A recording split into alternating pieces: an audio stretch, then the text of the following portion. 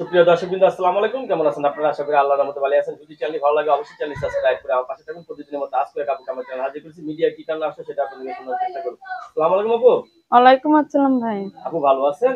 হ্যাঁ, ভালো আছি। আপনি ভালো আছেন? হ্যাঁ, আপু সবসময় সেজে গুজে থাকেন কেন? কি করব, ভালো লাগে এর লিগে সাইজা গুজা থাকি। ভালো লাগে? হ্যাঁ। ভালো লাগার মানুষ নেই? না। বিয়ে শাদী হয়েছিল আপনার? হ্যাঁ, বিয়ে হইছে। আচ্ছা, এই যৌবন বয়স বিয়ে হয়েছিল, স্বামী নিয়ে রাতে ঘুমান না? না।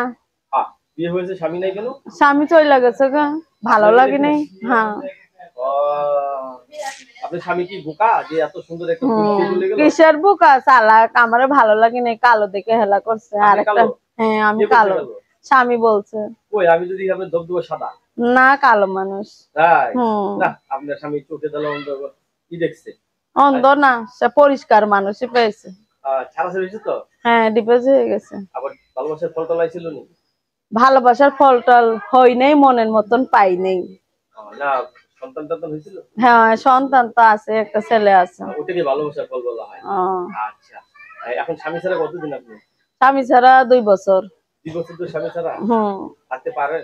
অবশ্য পারি, পারবো না কেন? বিছানায় ছটফট করেন না তো? না, কোনো ছটফট নাই। স্বামী ছাড়া ভালো লাগে? হ্যাঁ, অনেক ভালো লাগে।